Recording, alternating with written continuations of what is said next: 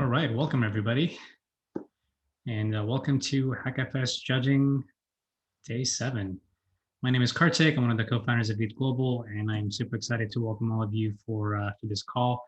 Today is our last day of judging. This is day 7 and group number 10 for judging. And for those of you who don't know, HackFS was a month-long hackathon that ETHGlobal did with Protocol Labs to have people play with and experiment with what's possible with storage and smart contracts.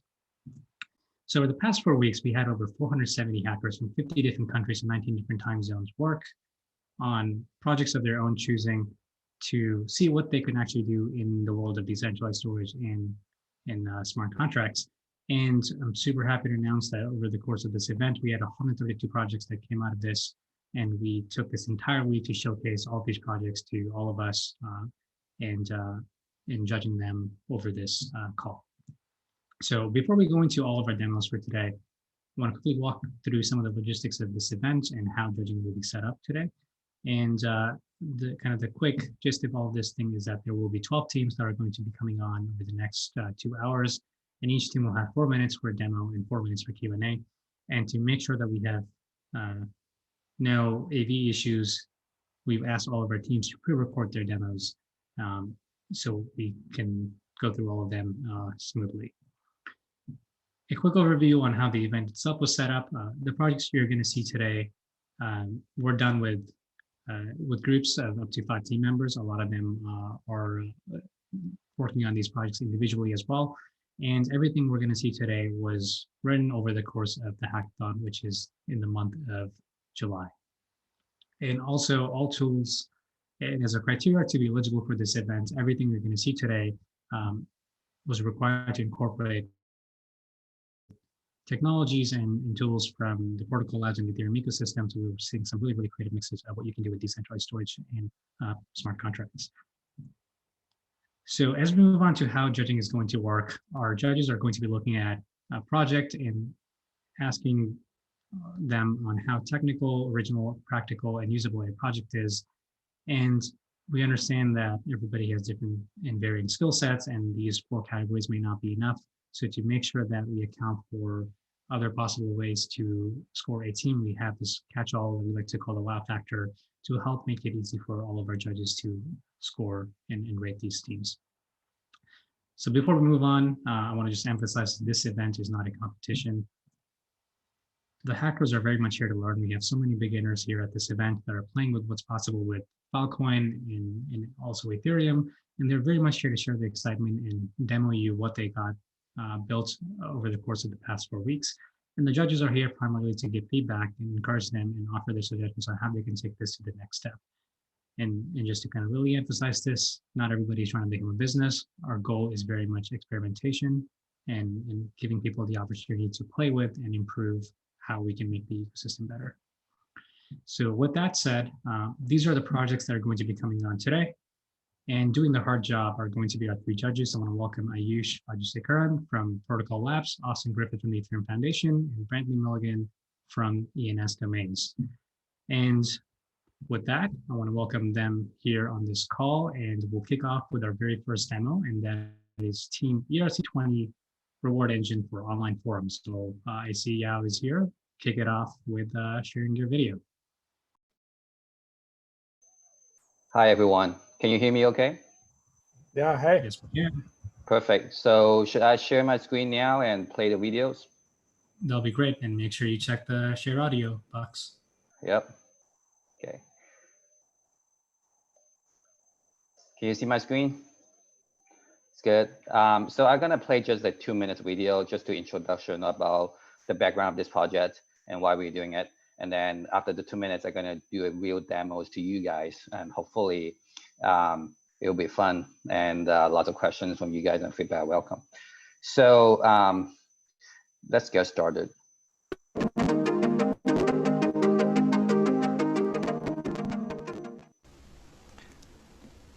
Hi everyone, thank you for watching this video. We are the developers behind ETHGlobal. ETHGlobal is a decentralized online forum platform similar to Facebook groups or Reddit, except you actually control the content, control your privacy, and there's a lot more to it. Lots of people actually creating their groups on Facebook or Reddit without knowing that they don't actually have a lot of control of their own content. Think about what happened a couple of years ago with Google Plus communities. Think about just what happened last year with the Yahoo groups that being shut down. We don't know how long the Facebook groups or Reddit can last, but it's certainly not forever. We've been thinking about how we can build something in a decentralized way for online forums so that great content, great discussions on the online communities can live on forever. So we find out IPFS when we really like it, and we take a lot of ideas from traditional online forums, and you sort of package them together and have it run on top of IPFS.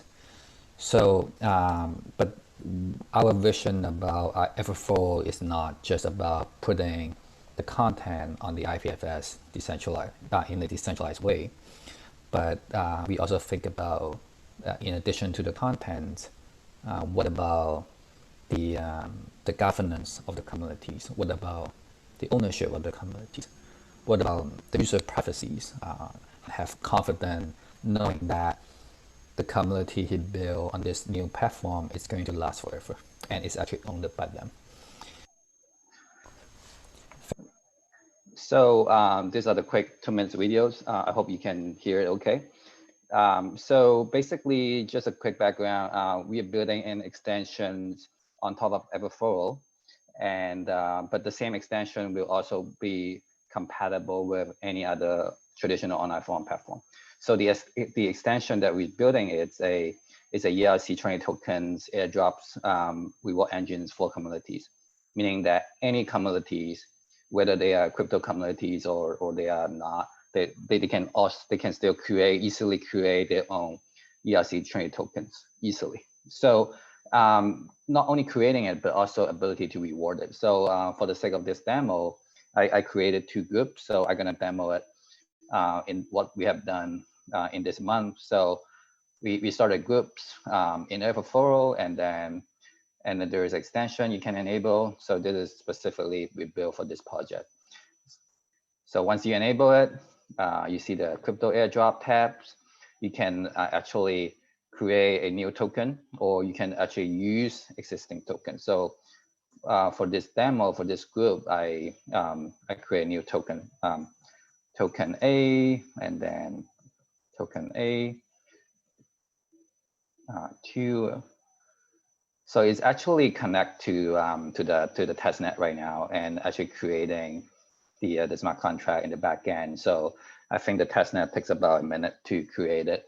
So without wasting our time, why don't we go to another groups that I also created to demonstrate the ability to not only create token, but also you can choose existing ERC20 tokens. For example, you can choose, this is just for the demo, but this is actually the testnet token that we created. For example, you wanted to create, you want to import your Bitcoin, you want to use Bitcoin to airdrop to reward your member, you can choose it. And then and then it will actually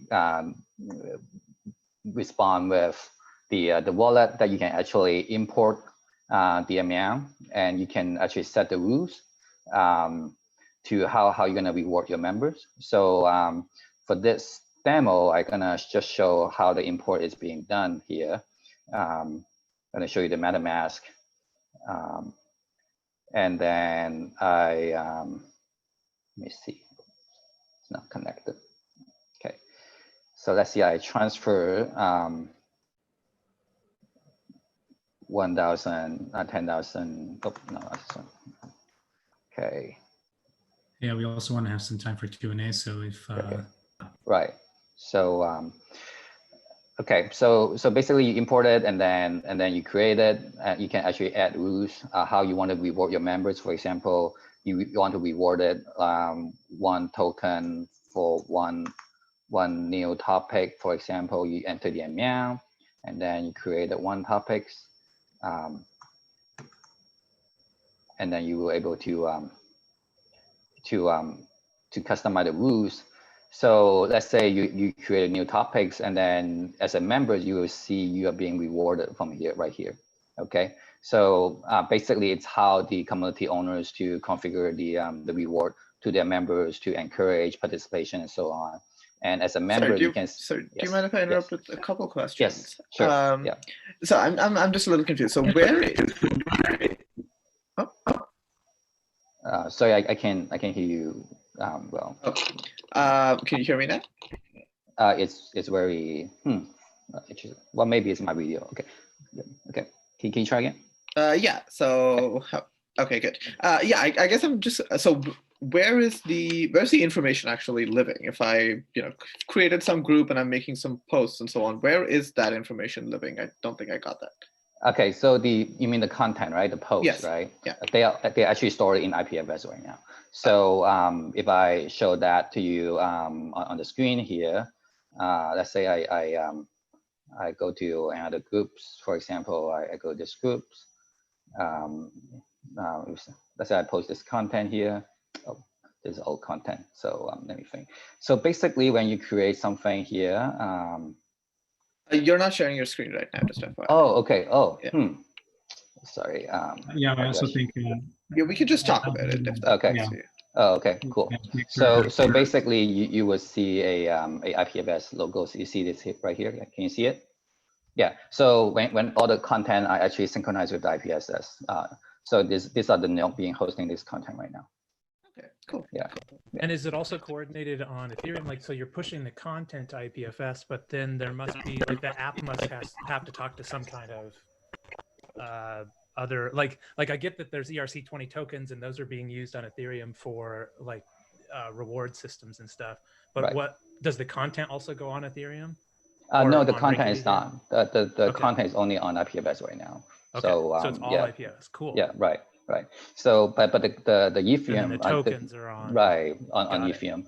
So basically, you can, in the future, we envision that you can actually use voting to select moderators with the same token that the form owners airdrop to their members by the reward engine and so on. So everything, hopefully, step by step, will be more decentralized over time. So, but for this project, we're specifically creating the Ethereum airdrops token, so that just a beginning of the journey of the decentralized governance, basically. And that's kind of what Reddit is doing too, right? They have done a couple different tokens and they're trying to use those as incentives. So it's a cool example of that. The UI is gorgeous too.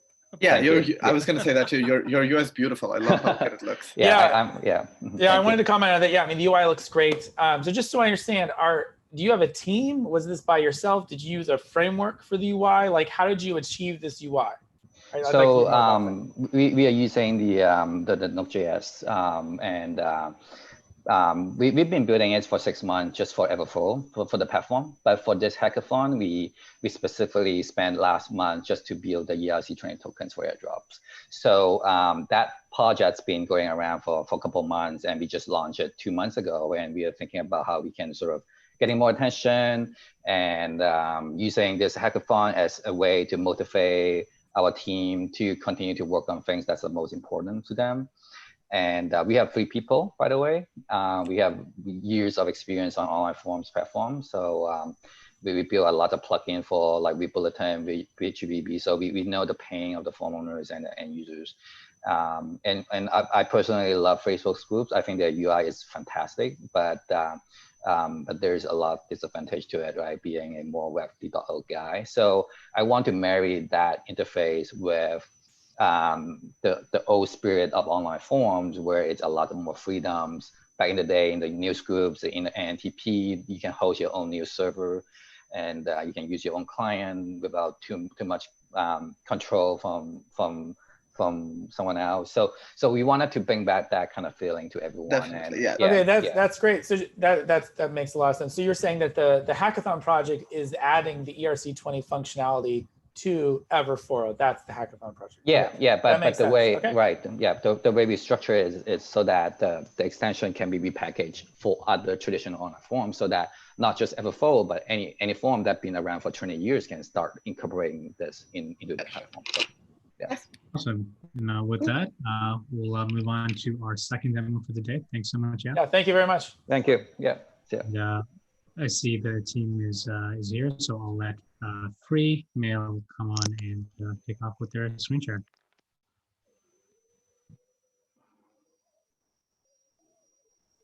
Hello. Hi, Robert. Feel free to kick off the video.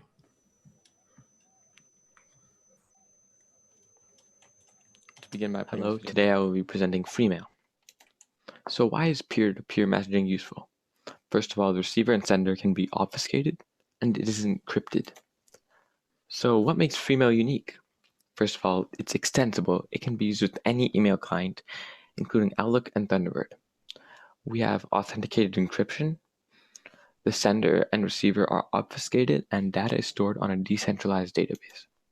So what is Freemail made with? First of all, OrbitDB, the IPFS, MongoDB, libsodium, 3box, and SMTP server. Here's the Thunderbird client, and Daniel, if you would like to talk. Daniel? Okay, so here's the Thunderbird client, and in the back, and we can see that running a node mailer SMTP server that's sending messages to myself. And we don't really have a front end, we use a client, and in this case it's Thunderbird. Receiving mail. There's a locally stored address book that is in a MongoDB collection that associates Ethereum addresses with OrbitDB documents to listen to when a new header is detected in the OrbitDB inbox. It is decrypted and linked content is retrieved from the IPFS. Linked content is decrypted and sent to a local server. We use DevGlobal. From there, we can view your email with your favorite email client. We use Thunderbird. For sending mail, locally stored address books, also stored in a MongoDB collection, associates Ethereum addresses with OrbitDB documents to write to the email client. The email client, or Thunderbird, is set up to send to the outgoing mail server on port 1587. In actuality, we are running the server on port 1587 that intercepts this message, encrypts it, and pushes it to the IPFS.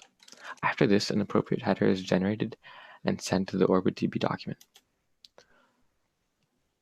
OrbitDB. So each person has a general inbox which contains a public key and is used to begin a messaging database. A new document database is created whenever a person starts messaging another person. Only these two people know the OrbitDB address of this document. So currently, email addresses follow this pattern. After first communication, Orbit addresses for further communications are negotiated. However, the first communication remains tricky. Currently, the general inbox contains an Ethereum-compatible signature for verification. In the future, put the ID of the general inbox in a 3-box profile to secure it with your Ethereum address and prevent spoofing. Thank you. Okay, so we currently cannot demo because my partner has Thunderbird set up and everything on his computer running Arch Linux. No Any worries. questions? Just say what made you? I'll kind of kick it off and I'll let the judges take over. But what made you want to do this? I mean, this is a super cool project, especially the port and reception here. But what kind of decided you to make this work? So we thought about it, and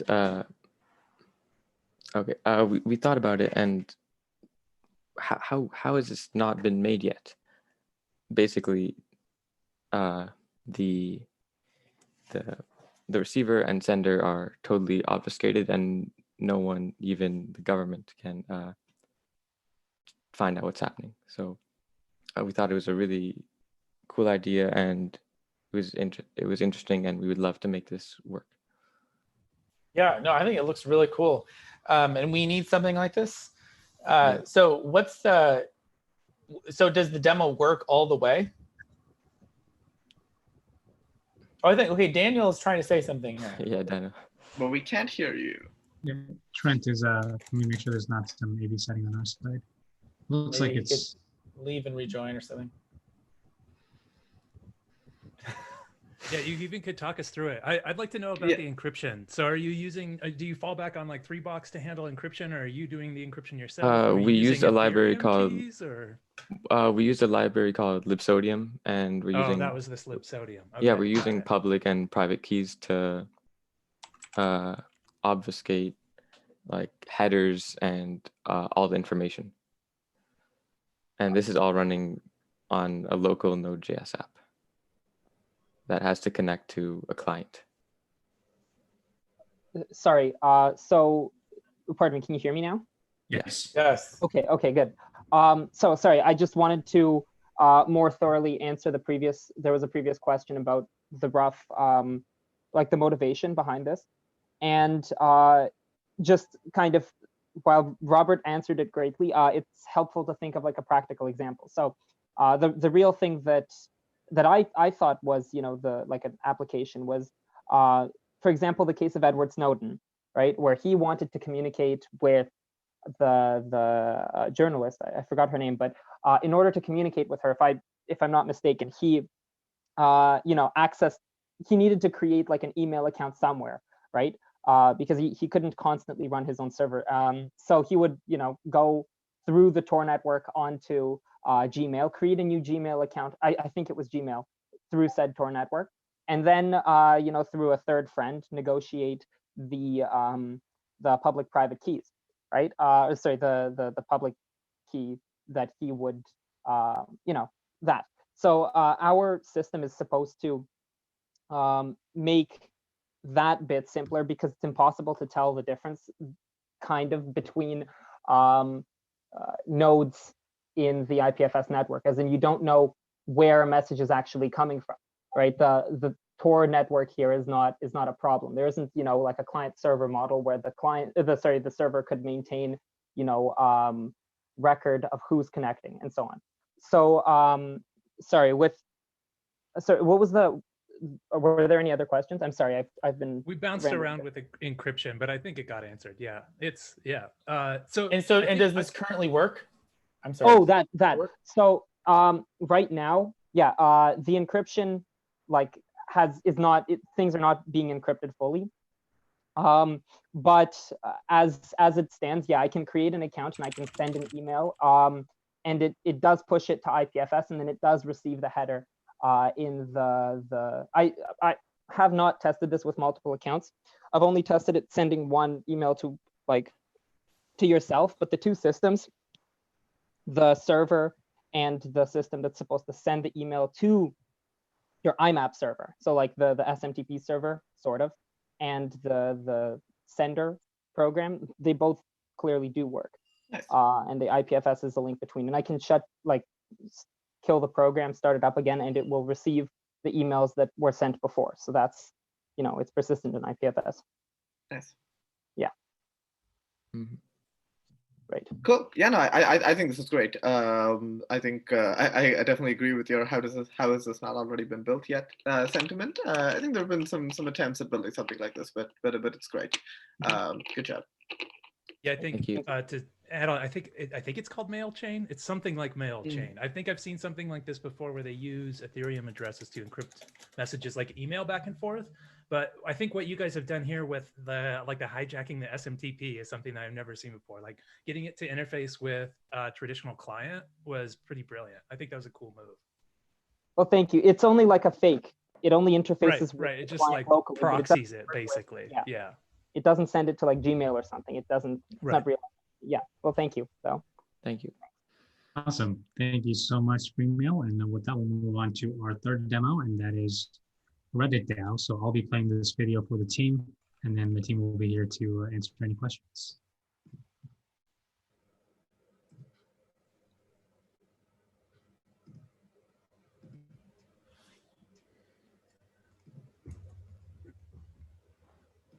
Hi, welcome to the demo video for the abridged HackFS hackathon submission. We're here to empower cooperative economies with Reddit. The vision for this project involves leveraging cryptocurrency to encourage humans of Reddit to create value for their specific community. And the problem we solve is really simplifying the scary user experience of onboarding into Web3 today. The onboarding experience prevents about 99% of people from using crypto due to standards like MetaMask. Transaction costs are simply intolerable.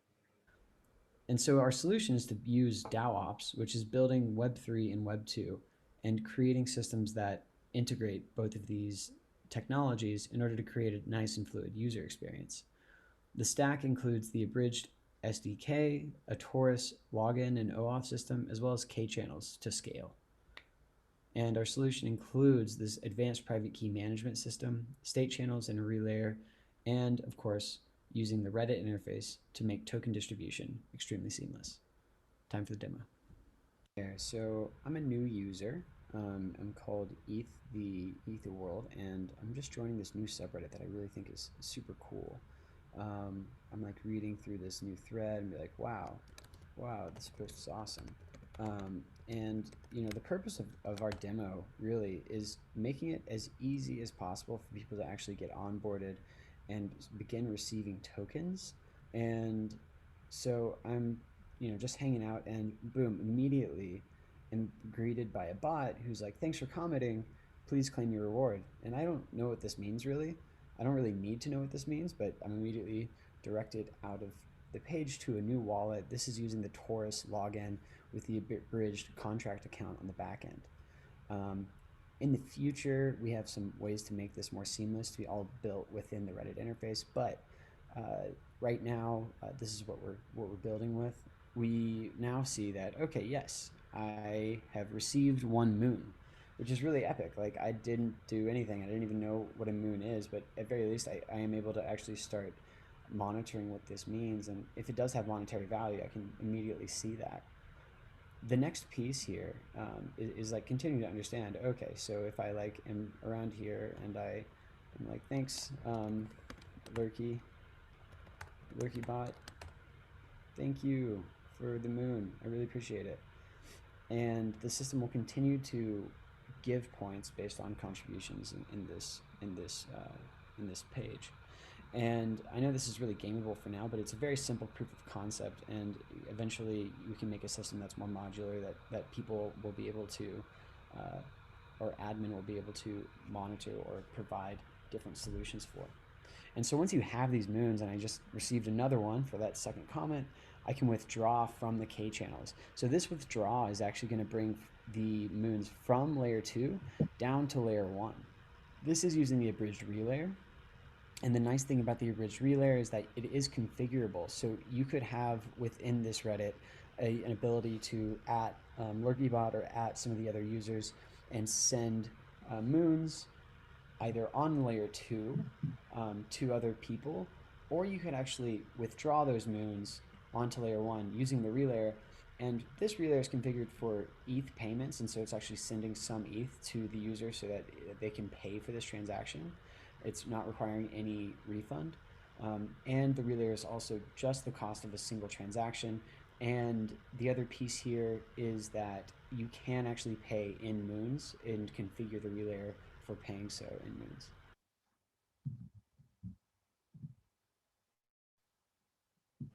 Awesome, that was a cool demo. So I'll let the judges take over questions, but maybe one quick clarification for myself here is this is like not a Chrome extension or anything else. This is just a Reddit API interfacing as normal comments that you now link to a bridge. Is that correct?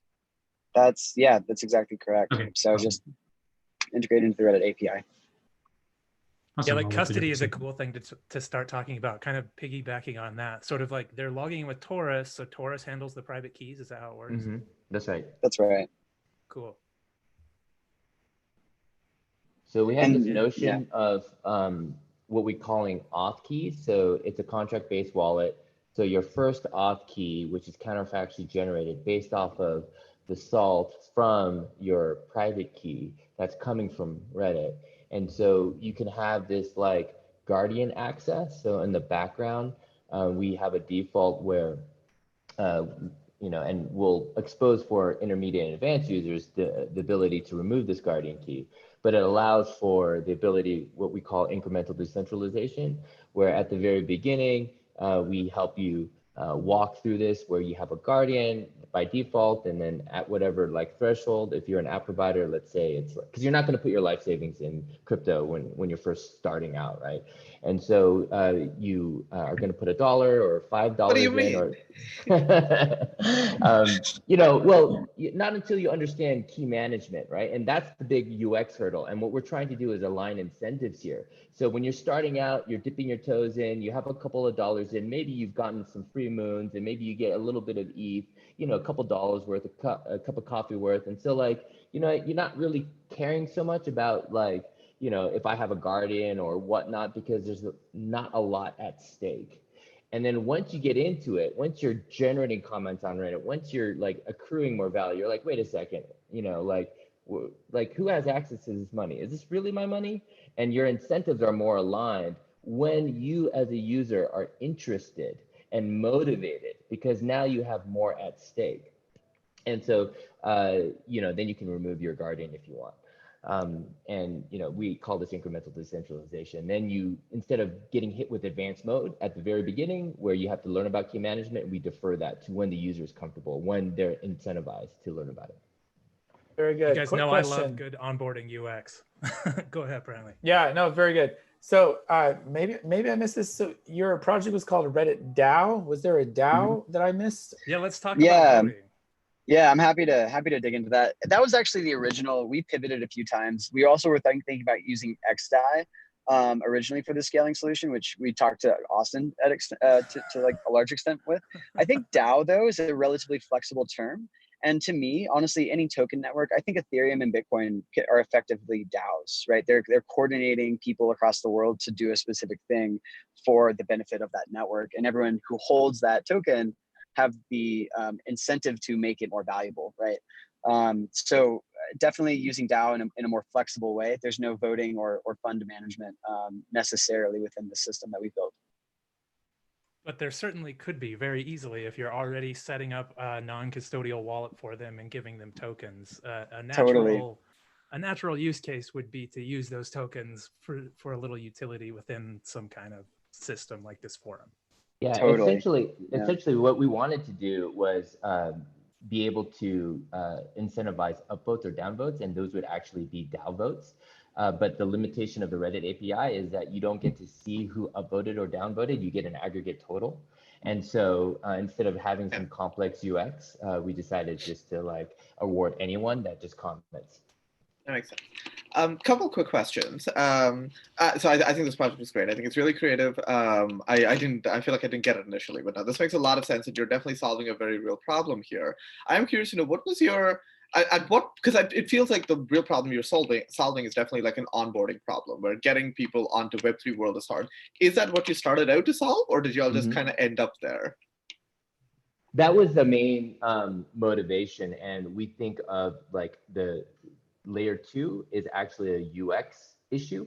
not so much a scalable, like it is a scalability solution, but the way that we have our contracts and our meta transaction relayer, people can get onboarded without having this like chicken or the egg, like needing ETH at the beginning, because like if you start out in a channel, you can like just send funds in a channel. So it doesn't cost gas. And then when you want to withdraw, then we actually require ETH, because in our meta transaction relayer, it deploys the counterfactual wallet and then gets refunded back.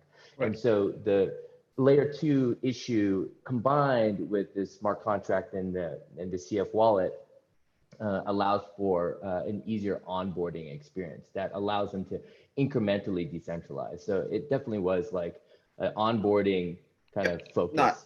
Makes sense. That's cool. Really important question. James, where are you right now? Me? Yeah. I'm in my car. I'm on the way to to pick up my sister from the airport. Nice. Very cool. Not your standard hackathon judging location. That's right.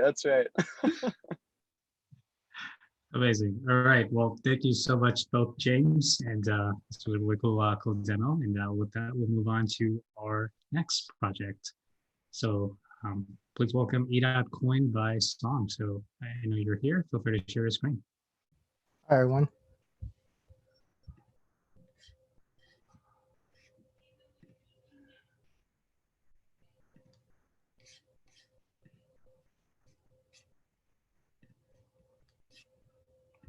Hi, everyone. My name is Song, and I'm a full-stack developer.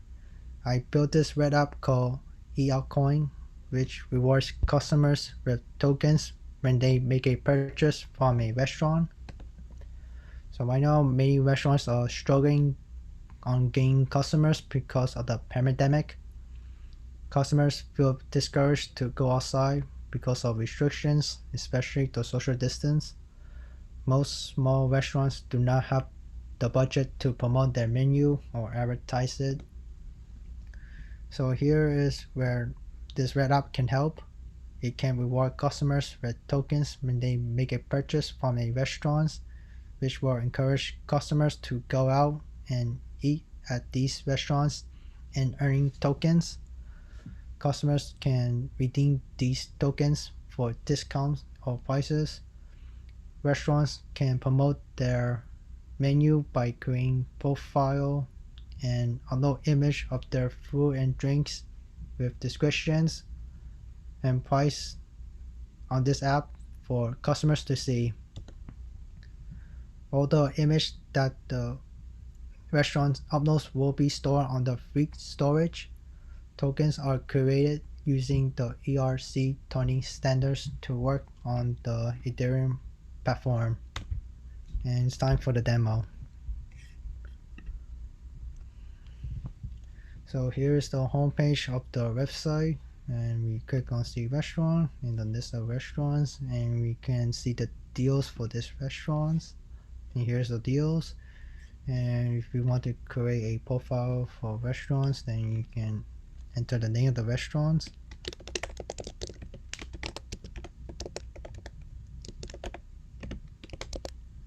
And the location of the restaurants. And the descriptions. And you can upload the image of the restaurants. And we click on create restaurants. The image will be uploaded to the Freaks website. So let me refresh. And there is the image of the restaurants. And if a customer buys something from this restaurant, the owner can send tokens to these customers. And right now the owner has 10,000 EOC coins, and let me copy the address of the customer, which is account 3, and paste the address of the customer's address, and the owner can send like 200 EOC coins to this customers. And then you can confirm, and it's successful, and you see the owner sent 200 tokens to this customer. So you can see the transactions. And when I switch to account 3 for the customer's account, the customer has 200 EOC coins. So this is what I have, and thank you for watching. Awesome. Thank you so much, Song. I'll let our judges ask some questions or share their comments.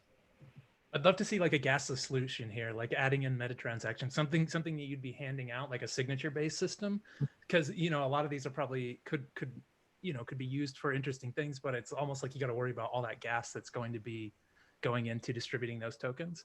I'll pass it along though. That's one of my first thoughts. No, that definitely makes sense. Who can create a restaurant on this? Can anyone do so? Yeah, any restaurant owners, they can contact us. Yeah. And then Right. we can like, discuss, yeah. Yeah, this is really cool. I'm sorry, I thought you were done. Continue. No, go ahead. So you get these tokens, and I'm sorry if I missed this. So you get what's the economy with the tokens? Can you talk more about that? Originally I was thinking of like creating a tokens which they can use to redeem like rewards, like discounts on. They can redeem the tokens for a discounts on certain restaurant products or get some like price. Basically encourage customers to go out. Yeah. Interesting. So I guess it would be your website would need a portal for, I don't know, maybe or like eventually hook into something for ordering food or something like that, or doing something like the redemption process. Did you have anything with the redemption process yet, or you just have ideas right now? It's okay. I mean, I'm just wondering. Originally I'm like usually I was thinking like the customer they could order from the website, and then it was send like transactions to the owner's account. The owner will get notification, and then once the customer goes to the restaurant in person and picks up the order, then the owner can approve the transactions, and then they will earn the tokens. Awesome. Maybe Very one cool. question. Yeah, it was one question for me. What was the experience like at the hackathon? Was this the first time you played with smart contracts, or kind of what did you sort of end up spending most time on?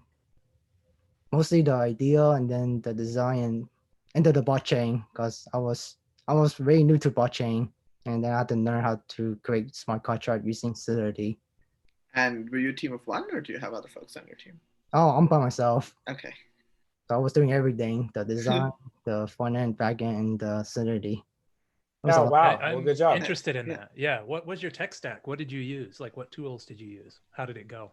Oh yes, I used React with Bootstrap for the front end, and the back end I use Node.js with Express to upload image to the free storage, and then I use Solidity to create smart contracts and tokens, and then I use the ERC20 token standards.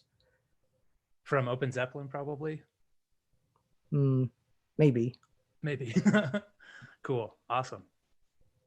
Well, I'm glad that you were able to demo today, and hope that this was a good exercise for you to see how smart contracts work and how front-end development works. So I wish you continue building on this, and hopefully we'll see you on the next hackathon too. Yeah, keep hacking. I love it. Okay, thank you. Congrats. And with that, I would like to welcome our next team to demo the Kyber project. Hey.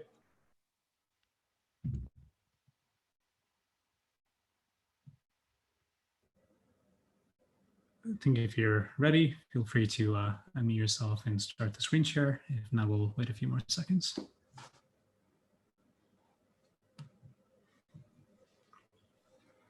I believe we're waiting for Calvin. Looks like he's in now.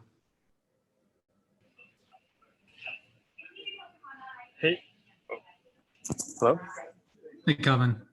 Okay. Let me get the things started. Oops.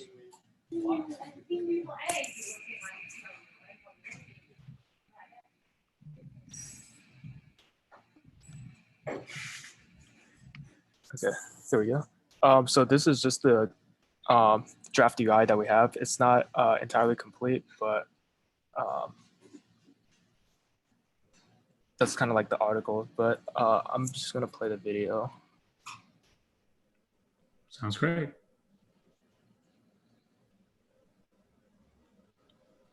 Due to a psychological party affiliation. Hi, welcome to the Kyber Project. This is our team. We have the front end, back end, and our AI engine. What is the Kyber Project? Many voters generally vote within the same party, and this is largely due to a psychological party affiliation. Kyber Project is an effort to minimize partisan voting and get voters to consider issues that are important to them instead. The main aim of our project is to have our users register on our portal and then post or upload articles of their choice to our Web3 application. They also have the option of voting for articles relevant to them, or relevant to the issues they face, or relevant to their political opinions. Based on the user's voting preference, our AI engine recommends them a list of political candidates who also align with the user's political views. So this is the technology integration that we chose to go with. So Vue.js will be our front end, 3 blocks for user authentication, and data from the user will be pushed into Textile, such as the articles and postings. And from that, it's stored into IPFS for long-term storage, and any modifications to those articles will be tracked. Our AI engine will parse into Textile for the articles to analyze data, and we use Infura to connect to Ethereum. The users will be accessing our front end via a web page with which they are greeted with a quick message letting them know their political concerns matter, and our service will help recommend a candidate that best aligns with their concerns. Once the user clicks the Get Started button, they will then be asked to check off all the issues relevant to them. Once they have completed the form, our backend systems will push a candidate recommendation to the front end for the user to see who best aligns with their concerns. And for the backend, we have for the Ethereum network, we have the Solidity smart contracts, which are deployed on the Rockchain testnet. And these smart contracts store user addresses that are passed from 3 blocks, and they store votes and IPNS of the articles. For the server side, we decided to use Koa and Node. This is to expose the Ethereum backend as an API for fetch calls from the Python AI engine. We use ethers instead of Web3 to expose the Ethereum backend as node modules for the front end for its read and writes into Ethereum contracts. We use Infura as an Ethereum provider to connect to live contracts on the testnet. And for storage and caching, we chose Textile. Using the hub, we allow for creation of organizations for the developers, and hub user groups for the authenticated users via 3 blocks. And we chose the buckets for hot storage of articles by users, and 3 blocks for data parsing for the AI engine to make candidate recommendations. And ThreadDB has the dependencies for 3 blocks. This is slide 7, the nerd pipeline. The web application feeds into Textile. We run the nerd pipeline, which is a batch processing pipeline to pre-compute all of our AI for the application, so we don't need to do it on the fly. This is done by retrieving the news article link submissions, and then there's 2 things that can happen. Either the links have already been submitted, so we retrieve cached results, or we parse the article for text content. When we do the parsing, the 2 main things that we want to extract are topics and keywords. Once topics and keywords are extracted, where a topic could be a popular keyword or collection of keywords, we do named entity resolution and disambiguation, or NERD. This process allows us to use things, not strings, and it really helps with the downstream logic and functionality. Once the nerd pipeline is complete, we're able to provide updated metadata for the backend, which feeds back into Textile. Amazing. Thank you so much for that demo. I'm sure everybody has a lot of questions, so I'll just let them jump right in. Cool. Yeah, maybe I'll go first on this one. I think this is an interesting, if somewhat unconventional choice for kind of a decentralized web project. So I guess a couple questions. First off, yeah, why do you think this should exist in the DWeb space? And also, does this already exist? Do you feel stuff like, I think, I side with and the other kind of political quiz, which candidate aligns with me, solve the same problem?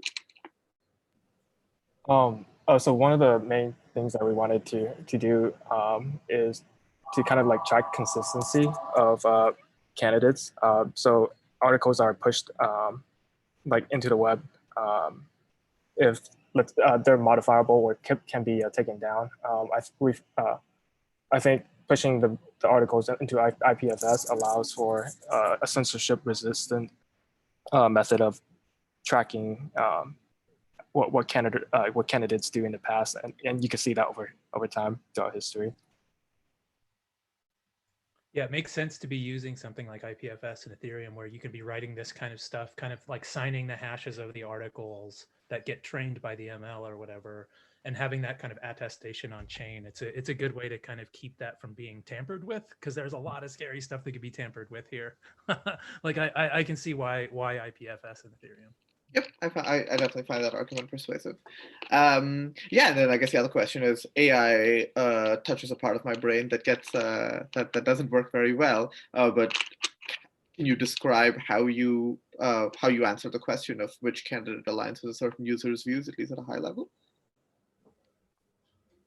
Excuse me. How do you make the final decision of essentially which candidate should I vote for, if that's what the answer is? So the thing that we're working on, and I think Tyler could describe it better, but we're associating kind of like tags of what issues each article talks about, and we're actually, I think Tyler might be able to explain better. Yeah, I'm not sure I can add too much to what Calvin was saying because it was working. Yeah, so you have a number of issues that the candidates are aligned on. And it's actually very hard to find that alignment across news stories just because they're so like party oriented. And so you have to do some work to get there. And then so just seeing like what candidates are saying across an issue. And then I think we have a pretty straightforward interface right now where you can see like which issues matter to you. So I'm from ENS, and you guys put yourself down for the ENS prize. I guess I'll just ask you while you're here. I didn't hear ENS in that presentation. Did you use ENS, or did you not? Just ENS in the project. So that was something that we wanted to use eventually, but we weren't able to touch on it. Okay. Yeah. That's fine. Just wanted to know. Cool project. Thank you. Yeah, I think the one thing that it's lacking is like the flashy demo where I come in and say, I'm against this, and it tells me and I see it, right? Yep. Well, thanks again for demoing, and hopefully you can ping our judges after you have a demo video ready for them to check out. So I hope you continue working on this thing. And with that, I'll move on to our next team. And that is a project. Yeah, that is Project Plasma Connect. So I see that he's here. So I'll just let him kick off and share the video. Hello everyone, I'm Santosh and I'm going to present you the Plasma Connect. So here we go. A brief info about the Plasma Connect. Plasma Connect is a simple client side of a DAO where it aims to connect or grow the people who wants to donate blood or plasma or for people who are in need. And to achieve this, what better way than spreading the data decentralized and coping up together. Let me dive into the demo. So it's a client side. I'm currently using Magic Link to connect onboarding any non-blockchain people directly connected to the Ethereum world. As soon as they connect, they have to provide certain details. So that's the Ethereum address, which can be an identifier. Apart from they do get a decentralized ID plus Ethereum address. Secondly, they have to provide the personal details, which was the soldier canvas is their ID, which is created after they present the information. Yeah.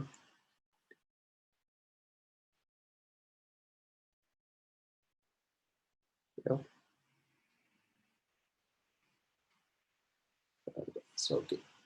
So when they present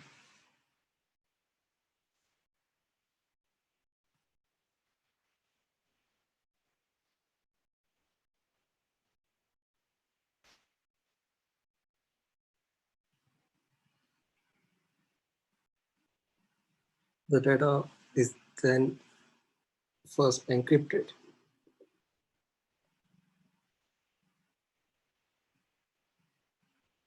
then pushed to IPFS,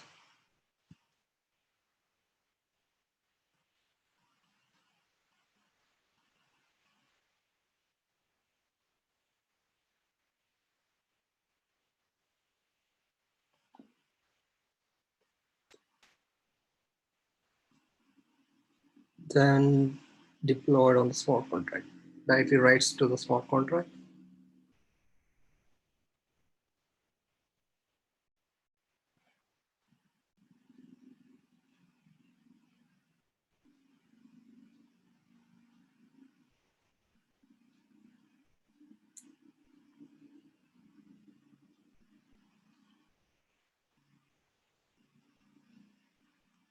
Yeah, and see, you can see a soldier canvas getting updated with a new pixel.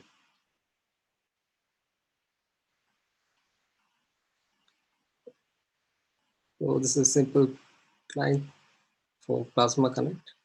Let's go a stack. The functionality happens here. Whatever the data is pushed to IPFS. Shout out to Austin for this amazing it.build.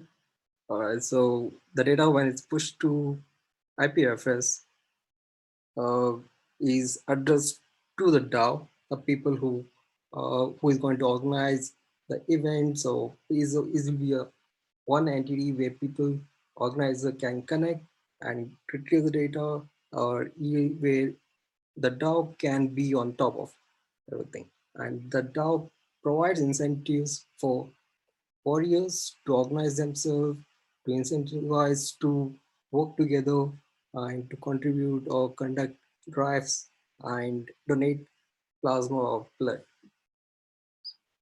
So simple working, the data is then decrypted, decrypted data. Again, we can get the decryption with the sign signature. We get back the identity of a person. Then later we can communicate back via IPFS messages. So only thing we would require for the plasma donation is you have to know whether the person has donated the blood last 3 months, whether he's healthy, or what kind of blood did he possess, what kind of blood does he have.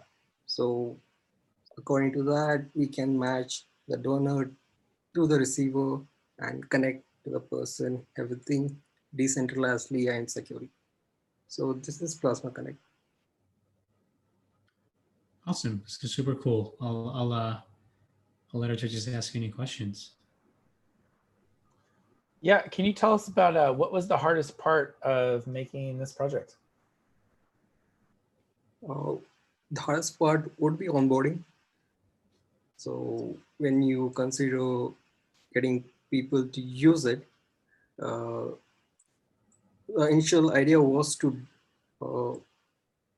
replace whatever the Google Forms people are using to collect the data, rather have it a single ledger of single database, a corpus of data, people can dump that data and people can analyze and contact the person who wants the data directly, and which could be possible when each person have a DID or in this from Ethereum address or any DID in this way. Or when this decentralized aspect comes to the point, people have to be connected to a blockchain. So rather having a server or centralized system, monitoring and misusing or having a replicate data, because one person might be submitting multiple forms to multiple organizations, and that cluster of data is just a redundancy in structuring and getting data. So onboarding the user would be one aspect, and engaging the user, because this is not something that once he has been written, once he has submitted the form, it's over. Every period of time, every 3 months or every time there is a need, everyone has to be notified, like RSS, like a feed saying that there is a requirement for the donation of the blood. Or every time the person who donates the blood has to update the database saying that I have donated blood. For that updation, simple CRUD,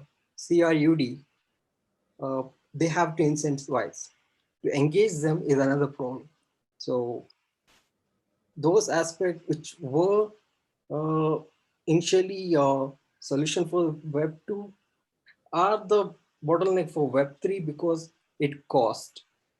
On Web 3, it costs to make a simple write operation. It costs to ping a person, and those aspects are the onboarding problems for any common user who wants to use a DApp. It's cool that you're using Magic, though. That's a good way to do the onboarding. That seems like that could help a little bit to kind of give them that Web 2 feel. This seems like something you'd want to be very careful about, putting a lot of identifying information about the person and health information. It almost seems like a problem for zero knowledge, where you could like use zero knowledge to prove that you gave plasma without having to give away any details. And by proving that, that could give you access to something or some kind of reward system like you have set up. It's pretty cool. It's a cool project. I think we're out of time, but I'd love to talk about your tech stack sometimes too. That was cool to see ETH build in there. Keep on hacking. Hit me up if you have any questions too. Great, thanks, Santosh. And with that, we'll move on to our next demo, and that is Powergate Docker Hub with Alok. So Alok, if you're there, you can start playing your video. Yeah, we'll just start with the video, and this is unedited, so please bear with me. No problem. So now we're building the Docker cluster for Powergate, in which I've added the Docker registry image, which is pointing to the Powergate cluster, which is, and initially it fails because it can't find it, so but then it finally connects and creates the new token for the API, and then the new store, the local DB. And then we're just going to push an image that we've just built, and then just see what happens. So as you can see, a bunch of ops are happening on the Docker image. There are a bunch of push operations that are happening. As you can see, the put content, and all these are like generating like IPFS hashes underneath, so adding to hot storage.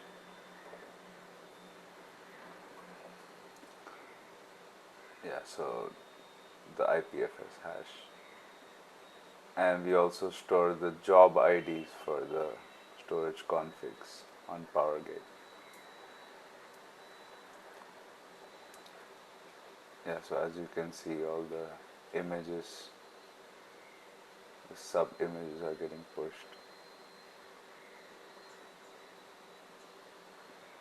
these are just like a bunch of messages that we print. Just the hot storage successful.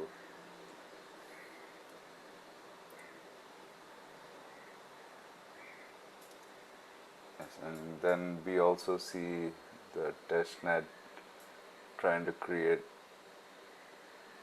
execute the deals.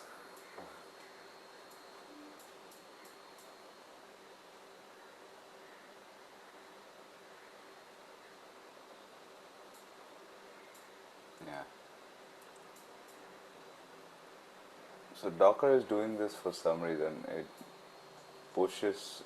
It's like trying to push some things and then it just cancels in the end. And then it just redoes it again. So that's happening a bunch of times, but I don't have the time to see why exactly. But it does finish eventually, so.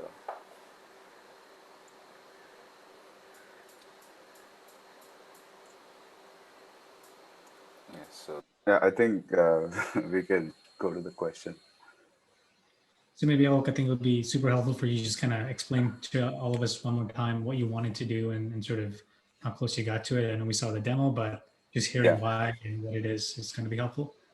Yeah, sure. So basically what I wanted to do was create so Docker Hub has like a storage driver which you can extend and write different storage backends to support. So I wanted to enable like Powergate support for that.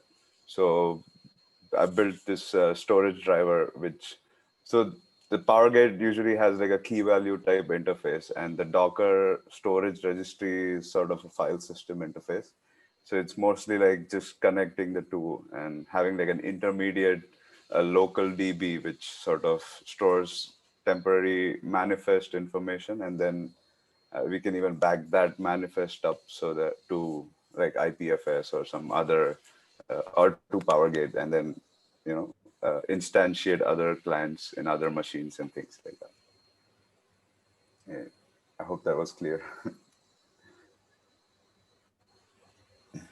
Yeah, no, and so sorry, just like adding where I got to. So I was able to push images and then make the deals on Powergate, but it's not like 100% working.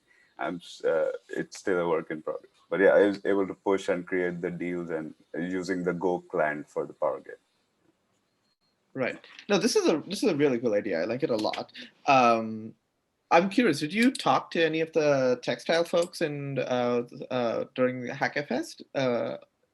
Actually, yeah. So the thing is, I wanted to find some teammates. I had put up on the Slack, but it's just like most of the people are working on like JavaScript type projects, and I'm from a Go background, so I didn't find anyone.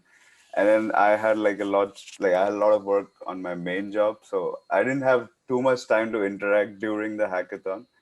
But I think the Go client was pretty straightforward, and I've been working on IPFS for some time in my main job as well. So I was kind of aware of what things are happening and things like that. Yeah. Cool, very cool. Yeah, no, the reason I ask is I'm sure the Powergate and textile folks would be very interested in seeing this project. So we should definitely make sure that that they become aware of it. But no, I think it makes a lot of sense. Definitely some weirdness that you might have to iron out, but it's a really good idea. How did you come up with the idea? So actually, this idea was posted in the initial ideas for the HackFS. Mm-hmm. And I started looking into how we could do it. And then I came across the Docker storage registry. And then it was pretty straightforward to do because the Powergate, they had this whole Docker compose setup, right? Yeah. So I just had to add the registry image there and then have like my own registry having this custom backend integrated. And then I could push, using the Docker API, the HTTP API. Nice. What are your kind of next steps, or where do you want to take it beyond like bug fixing? So I think what I want to do is I want to have another like command or an API to do the backup. Right now, I push to the deals immediately when I'm like writing the data. But that's like a slow process. So it would be good to have an intermediate step where we just push to IPFS and then have like another API which then says that, okay, now back up to Filecoin, so that then I could get like a new hash, and then I could share that across and use that. Yep, that sounds like a good idea. Cool. Very cool. Good project. Thanks. Yeah. So where do you plan on taking this? Like, do you plan on kind of finishing this out, or?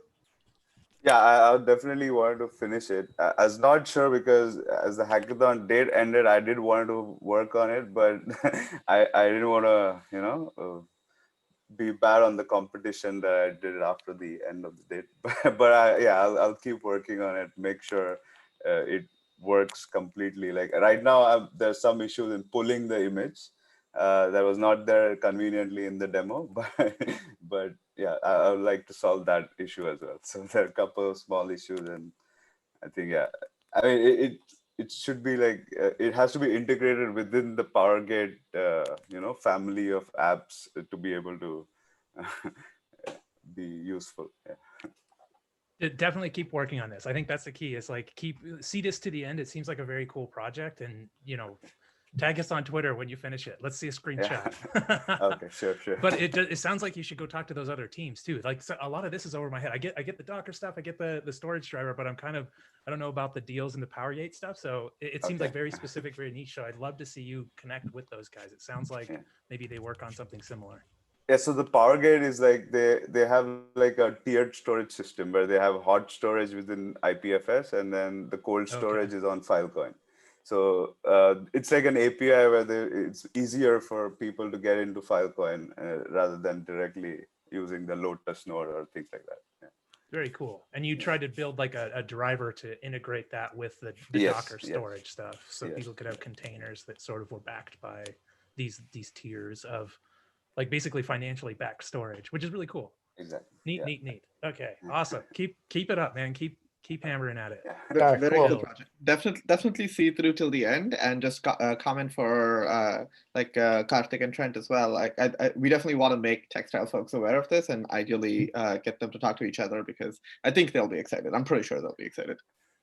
Absolutely. We'll make sure we connect them. So thanks a lot. And with that, we'll move on to our next demo, and that is Project Supply Chain dapp. And Z will be presenting the video. So whenever you're ready, Z, go for it. I believe we have Enoch. Can you start with the presentation?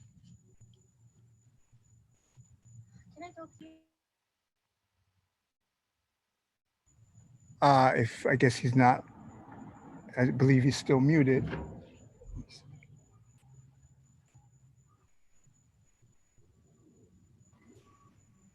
We'll give it a few seconds. If not, I have, oh, there you go. Then okay. Good day, everyone. We're here, myself and my colleague here, we're here to present our project, which is called Blockchain Supply dapps. It's actually a solution for the supply chain management. One of the goals is to plan the flow of goods, products, services, including data and finances. It covers the procurement of raw materials from the manufacturer to the delivery point. One of the goals we're trying to achieve with this project is to reduce the manual operation in the supply chain industries. Supply chain industries, as we all know, operate in a paper-based recording keeping. So we want to see how we can automate these processes. The reporting system also it's scattered and is incomplete. Sometimes there's a lot of falsifications, but the opportunity this solution is giving is that it's going to bring a very transparent record keeping solutions. All chains, all the stakeholders have their store and chain values. They have their stores and they have their stores and their document intact. With the blockchain advantages, it brings traceability, transparency, and trust. As we all know, in the supply chain, there is always a challenge of tracking some flawed paths but with the blockchain, it reduces this. My colleague here will be presenting a short video for the application we've designed. Over to you, Z. Yes, I'm going to share my screen.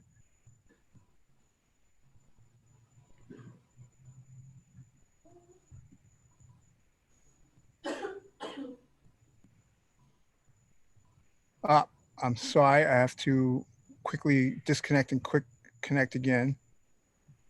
Would it be helpful for us to do it instead if it's the video from your submission? Because it's a permissions thing. It looks like I don't have permission to share.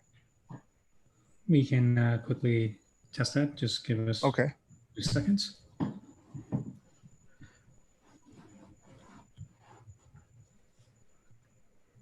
Trent, if you're able to confirm that.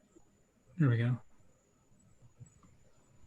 Yeah, I mean, the permission is there, but maybe it's something local on his machine. So desktop. Yeah, it could be a browser. Oh, hey, we got a screen. Okay. Later. Okay, what we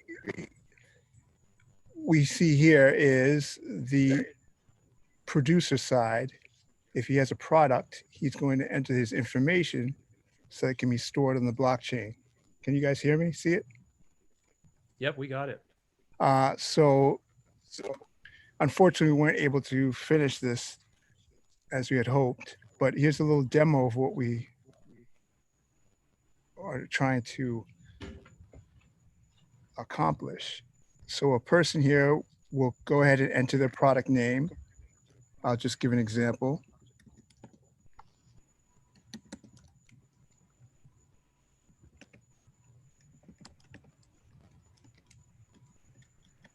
They can enter any type of info they want. They can enter the value of their product. And also the coordinates. We really want to be able to eventually have the product as it's moving to its destination, be able to report via maybe an IoT device, just give its location and then it would automatically be populated on the blockchain. Anytime the consumer, the producer, the seller, they could check this information and it'll be verified because it's encrypted. So here's an example of the GPA coordinates from, it's actually GPGGA. Say Northwest 0. Maybe they would be able to get this from Google Data, Google Maps, and just copy and paste it in. That's a future feature we would like to put in. And let's put destination New York. They would enter that. Confirm it. And you see here, product 3 is now available to see. We wanted to add, let me show you the actual code. We wanted to have the addresses of the other players in this, such as the consumer and the distributor and the seller. So that is also another feature that we plan to implement. Then this would be stored on IPFS, Filecoin, using the Slate system. And then we also wanted to be able to have the participants message each other. And as I've seen these other projects, we'd also probably have some authentication with 3-box. So yeah, there's really a lot of capability that we want to put in. Unfortunately, we couldn't demo that for you today, but it was really fun to work on this. And we hope to complete it, yes. No, well, thank you so much for still presenting everything we were able to accomplish until last Thursday.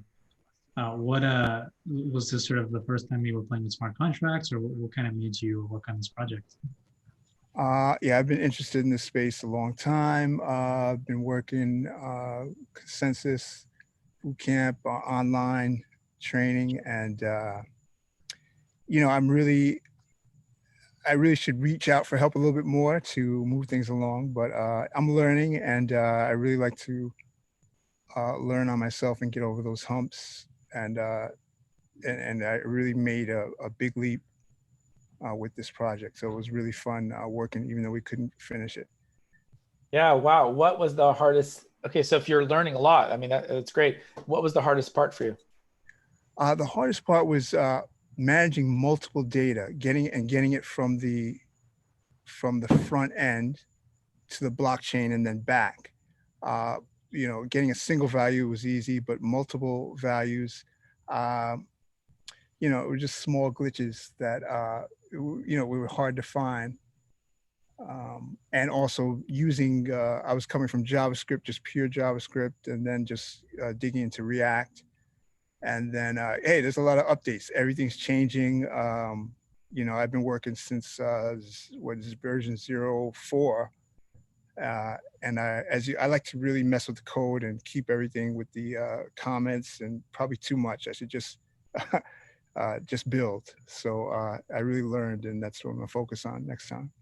That's great. And this is, I mean, this looks like what I built the first time when I started messing with it too. When you start learning how to like write stuff to a smart contract, get those events back, call, like you're hitting on all the primitives that you're going to need to build something amazing. So just keep it up and keep building. And I want to see it to next hackathon too. I think we're connected on Slack too. So hit me up if you have any questions.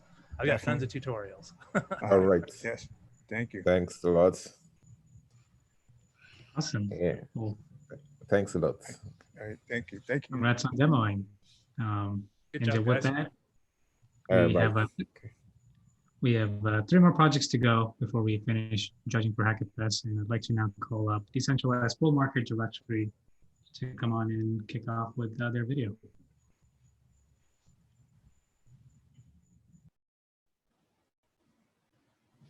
It looks like the audio checkbox was not checked when you shared the full screen on Zoom. So maybe if you want to just do that quickly.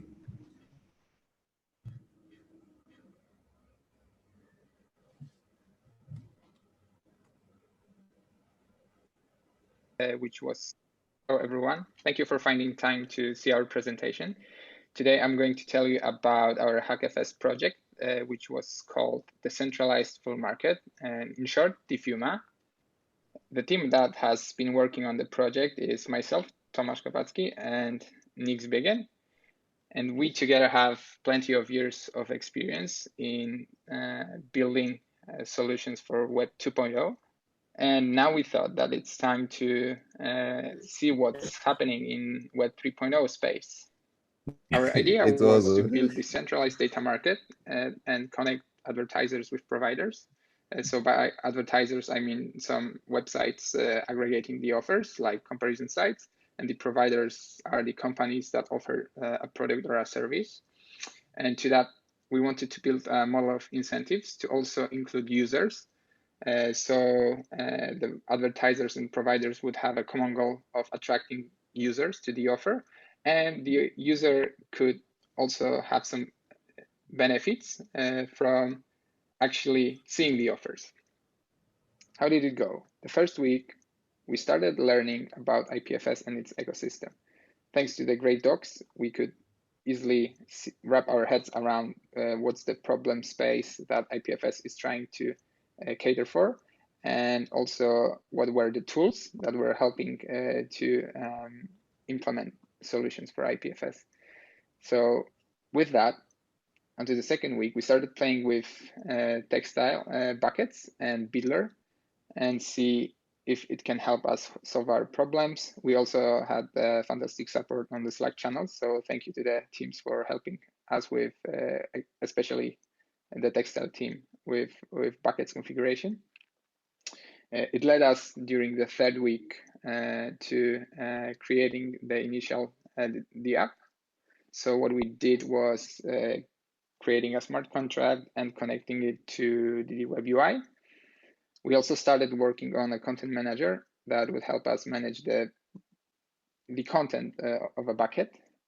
But then we started thinking that we actually wanted to try the peer-to-peer content distribution. So that was our objective during the 4th week. We started looking into libp2p, and we started investigating the content distribution problem. And yeah, now the future plans. So we'll continue exploring the decentralized system space, especially with some questions we still have around the content distribution and how to manage the re-encryption problem here. And yeah, but that's the future plans. So let me just quickly show you what we built. Okay, now this is the demo time. So let me show you what we've built over the past couple of weeks and what we've learned. Now let me show you our app. We integrated 3box to manage the identities, and also MetaMask to provide the identity. So here is the web UI of our app. It has very limited functionality, but what works is the authentication with MetaMask and authentication with Textile stack. So as you see here, that's something that we've fetched from the Textile stack. And also we are hoping to have the content manager working for the files using Textile buckets, but we were not able to finish that. So that's a pretty short demo. And let me now jump back to the presentation. The next steps for us is actually the exploration.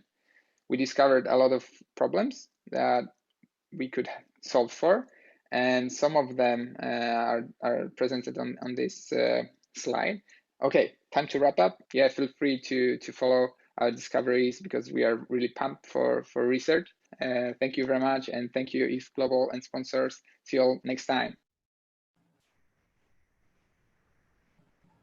It's really cool how the market is integrated into this. Like it's an important part to add the market to it. Like when you have the storage and you have the market going with it and the discovery, it's a neat project. Good hackathon project. I would have loved to see more demo and less PowerPoint. I love getting my hands dirty and actually playing with it. Yeah, sure. I mean, it's live, but yeah, as I mentioned, the functionality is very limited. We've had some problems during the development, and we've pivoted a few times. I guess, yeah, it comes from because yeah, we used to work the way that we plan ahead and build things and then eventually have some things working, but the hackathon is totally different experience. So I guess that's one part here. A different speed. You have to learn how to cut all the right corners to get it to work just right. Yeah, indeed. What was the most fun thing that you worked on with this?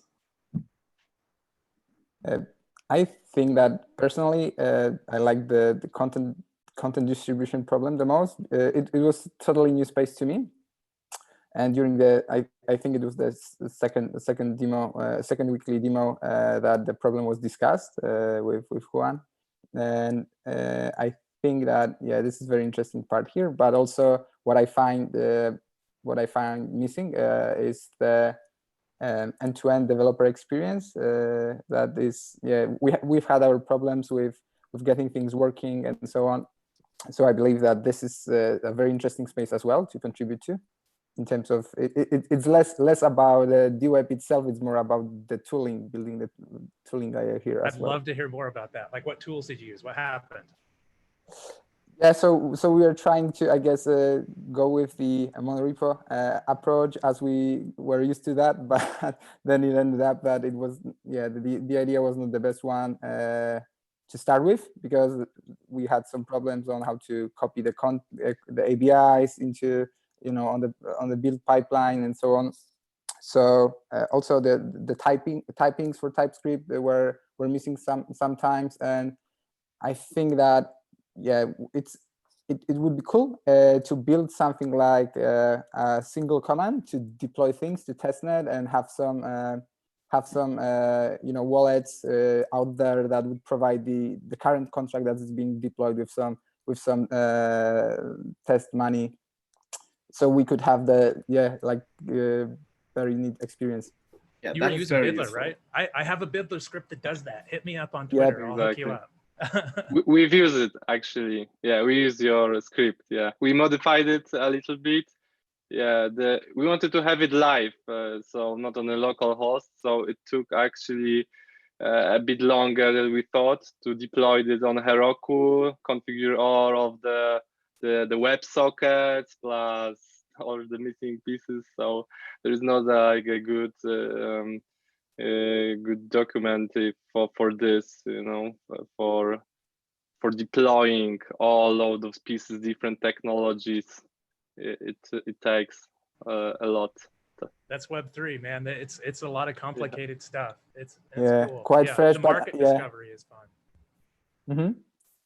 So two things here, two key things. One way is one thing for us is to continue with the idea on its own of the decentralized full market, because it's the e-commerce problem that has been around, that people have been pulling data, scraping the data from some sites and then using some AI to remove duplicates and so on. What if we reverted the cycle and started pushing data instead of pulling it? So that's one thing. And the other thing, to sum up, is that the end-to-end tooling for developer to really enable the developers to come to the space and not feel lost.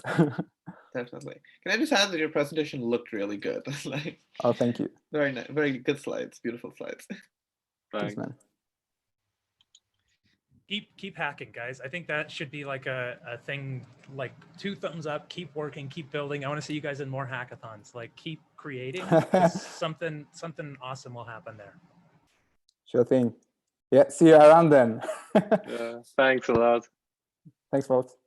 Congrats again. And with that, we'll move on to our next demo, and that is Claudio with DRetros. So Claudio, when you're here, feel free to kick off with your screen share.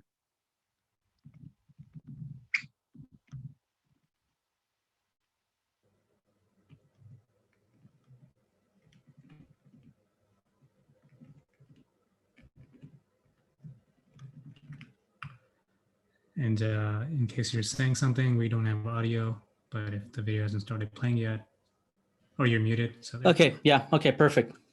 Sorry about that, guys. There you go. So this is DRetros. Thank you very much, everybody. My name is Claudio. With Hector and Jonathan, we built this decentralized retrospectives app during HackFS. So the idea is your retros, your data. Oh, sorry about this. So our goals for HackFS, basically, well, yeah, create a DApp to let distributed teams participate in a retrospective ceremony for the information to be owned by the users, and our core focus, security and privacy. So we choose Treebox and MetaMask as our tech stack to build the solution. So what does DRetros do? It lets teams run a retrospective ceremony with the 3 Ws. For those not familiar with the Scrum ceremony, is what went well, what didn't go well, what can be improved. And for teams to get this information, and for third parties not to be able to have access to this information, just the participants on the retrospective ceremony. So login, we do it with MetaMask to authenticate to an Ethereum account.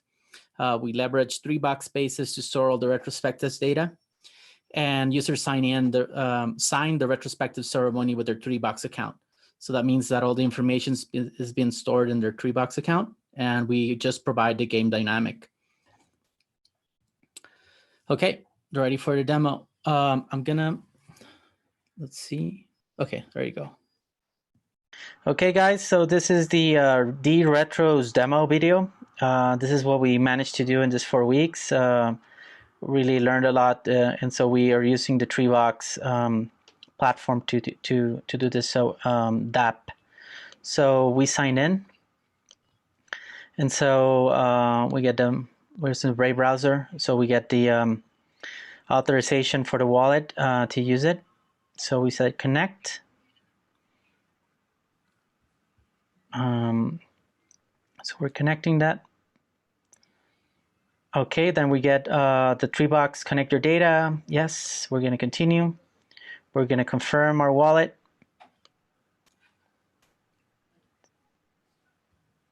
Okay, your signature is being requested. We're going to sign. Confirming our wallet. Okay, so we're going to connect our data. 1 data source.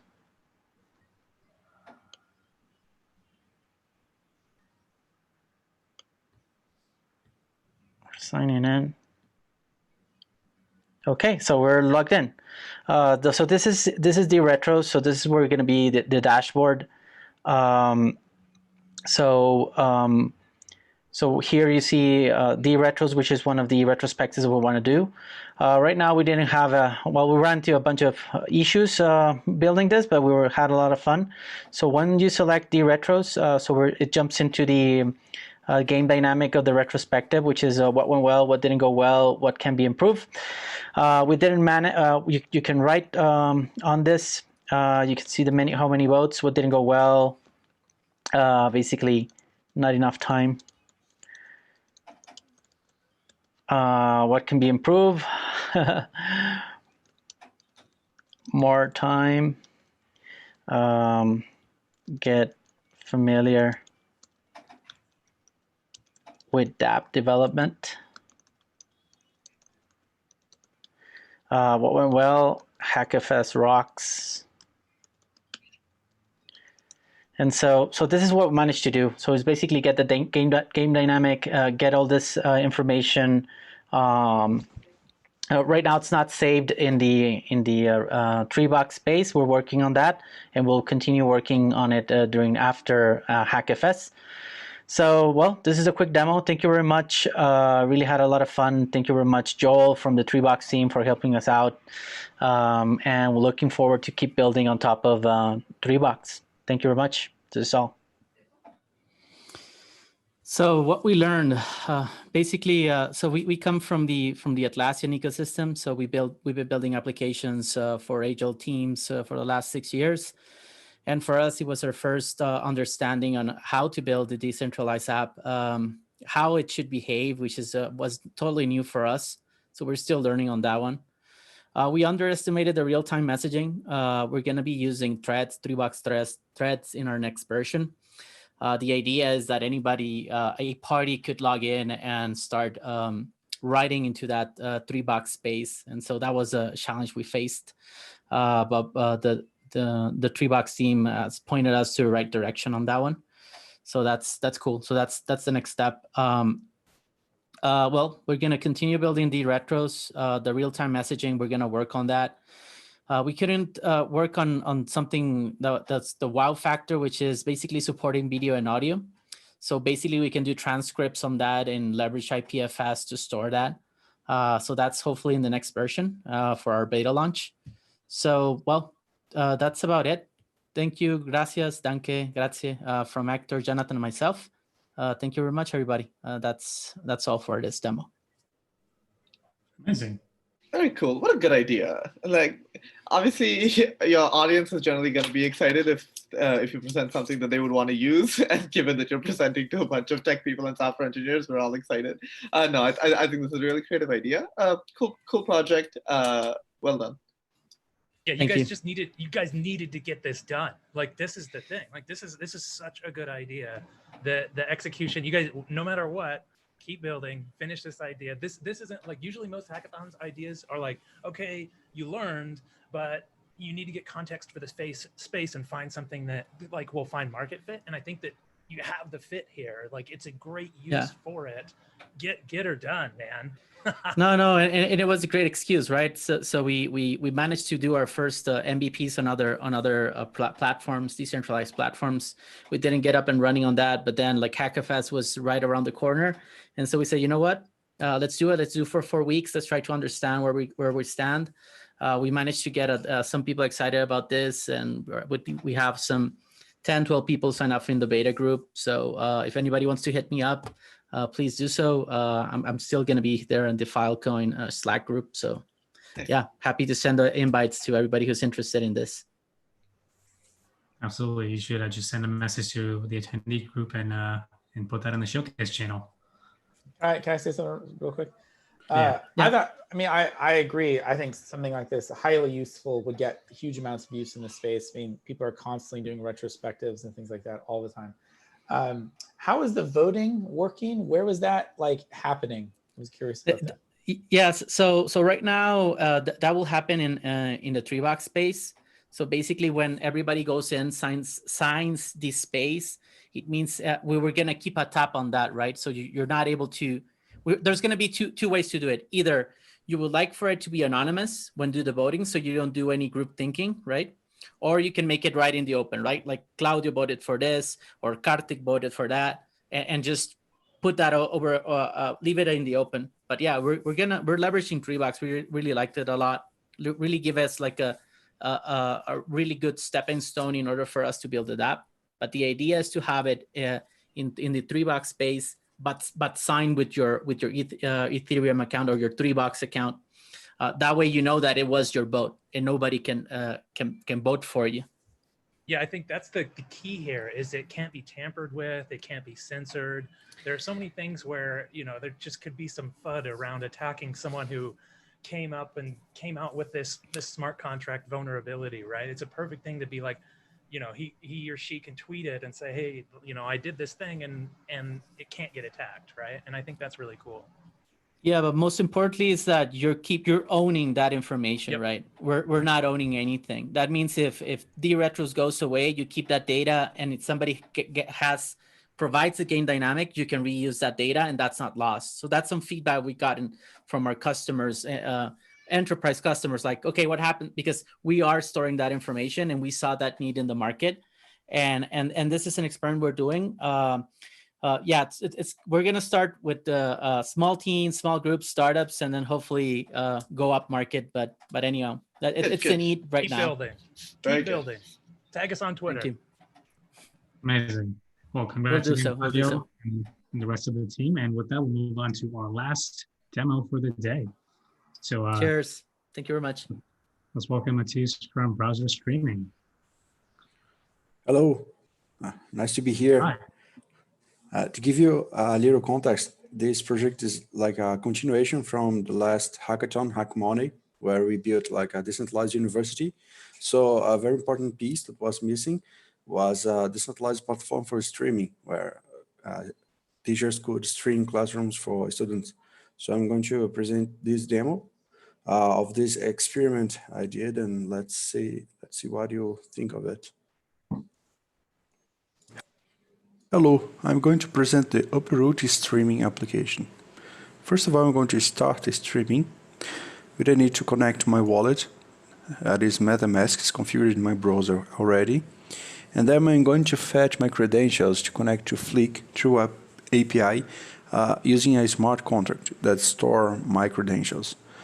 I'm going to fetch this data that is ciphered, and I need to decrypt it using a password.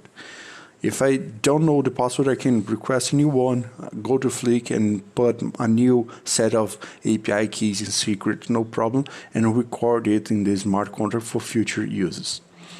Now I'm ready to stream. I'm going to connect my camera here. And in order for people to easily access this stream, I need to configure address in the ENS so people can resolve my address to this name that I call the stream test, and also get a stream record here with my bucket on Flick for easier use. So I'm going to confirm this info here, and my camera is already recording, so I'm going to start the streaming, and the files are going to be uploaded to Flick while we are speaking. And if we go here on the connect channel feature, I'm going to connect my wallet again, and I can just type string. That's going to be resolved to my address, and then I can access Flick and see all the files here. So I'm just going to stop it here, confirm, and I also can upload files from my computer to be stored in this same directory with my videos. So if I connect again to the streaming channel, I'm going to have access to the updated file list, and I can open this image that was uploaded.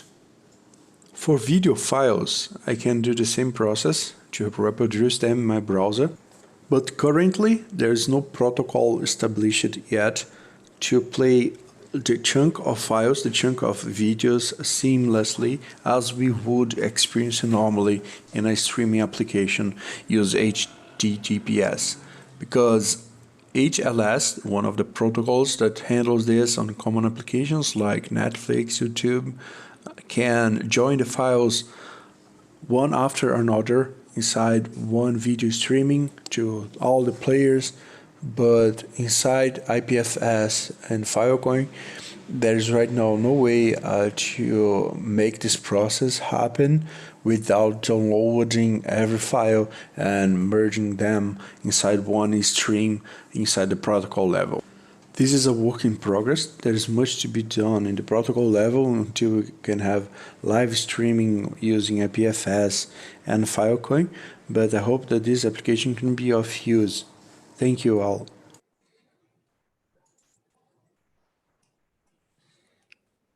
Yeah, so teachers can go in the Uproot application, so what is called, and send links to the students. Because one of a big caveat when you are in the decentralized environment, but you need to use Zoom, Google Meet, or Skype to connect with people and you see their identities.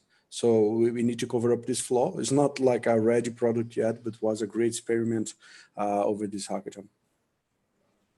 So for the last hackathon, you did kind of like a university thing where people, it must have been like a teacher-student kind of situation, but the video wasn't decentralized. So you kind of doubled up on the project to stream the video through Fleek.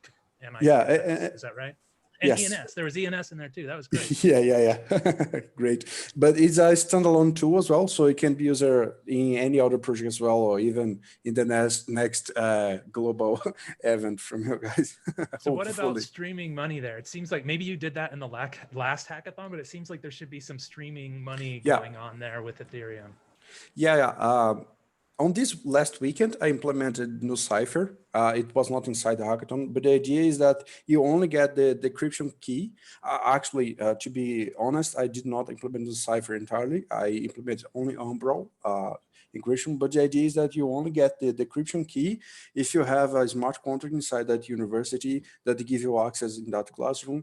And the thing with that Uproot University is that you pay by staking. So the money goes to DeFi, and the DeFi earnings pay the teachers and reward good students.